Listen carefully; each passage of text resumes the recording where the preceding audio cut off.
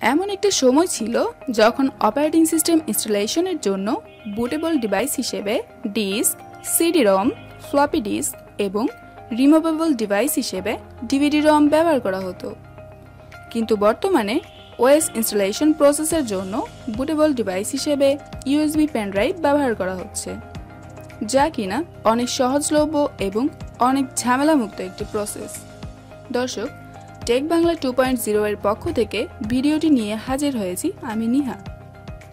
তো চলুন দেখা যাক কিভাবে একটি পেন ড্রাইভকে বুটেবল ডিভাইস হিসেবে রেডি করা যায়।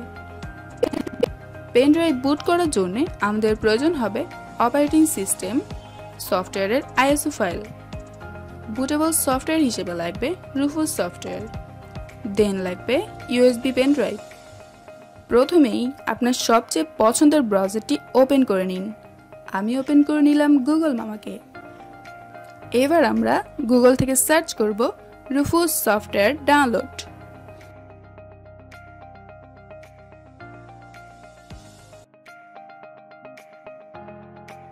প্রথম rufus.ie অফিসিয়াল ওয়েবসাইটটিতে ঢুকব এবং কমফোর্টেবল অপারেটিং সিস্টেম অনুযায়ী পোর্টেবল সফটওয়্যারটি ডাউনলোড করে নিব।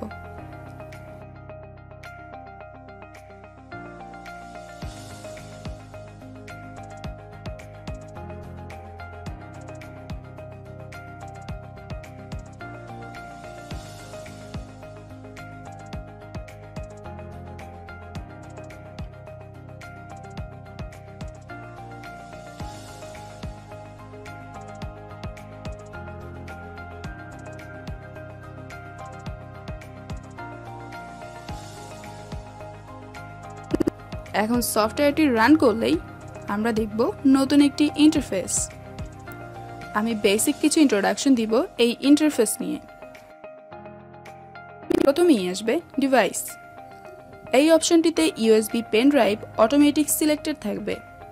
মনে রাখবেন পেন ড্রাইভটি অবশ্যই 4GB আপ হতে হবে। পর বুট সিলেকশন। এই অপশনটিতে অপারেটিং সিস্টেমের আইএসও ফাইল দেখিয়ে দিতে হবে।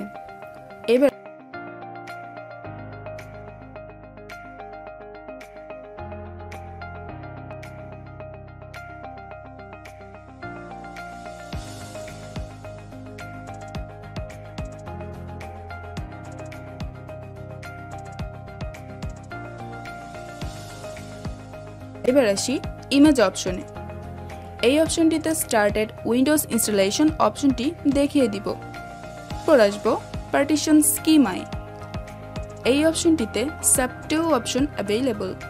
এবার আপনার সিস্টেম হার্ডওয়্যারের উপর ভিত্তি করে একটি অপশন সিলেক্ট করতে হবে।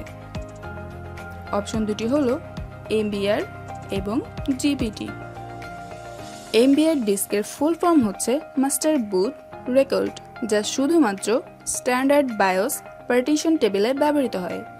অপরদিকে জিপিটি ডিস্কের ফুল ফর্ম হচ্ছে জিইউআইডি পার্টিশন টেবিল, যা শুধুমাত্র ইউইএফআই ফার্মওয়্যার ইন্টারফেসে ব্যবহৃত হয়। এখন প্রশ্ন হতে পারে, কি এই স্ট্যান্ডার্ড বায়োস এবং ইউইএফআই?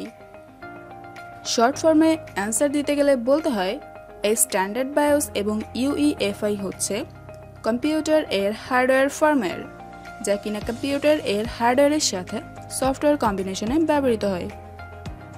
তবে ক্ষেত্রবিশেষে ইউইএফআই হচ্ছে আপডেটেড ফার্মওয়্যার, যা কিনা শুধুমাত্র রিসেন্ট কম্পিউটার হার্ডওয়্যারগুলোতে ব্যবহৃত হচ্ছে। আমি স্ক্রিনে কিছু শর্ট ফর্ম দিয়ে দিচ্ছি আপনার বোঝার সুবিধার্থে।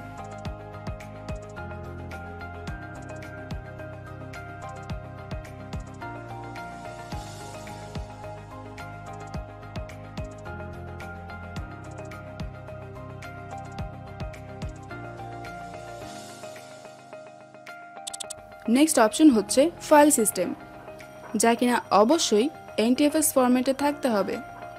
আপনারা জেনে থাকবেন যে এনটিএফএস এর ক্লাস্টার সাইজ বাই ডিফল্ট 4000 এর উপর হয়ে থাকে।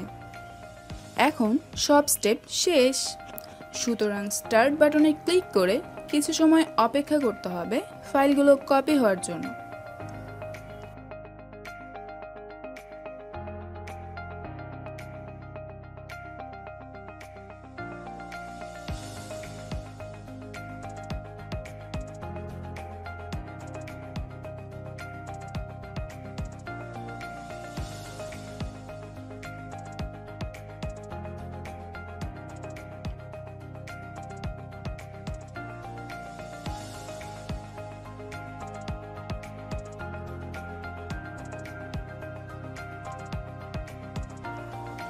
and wow, completed.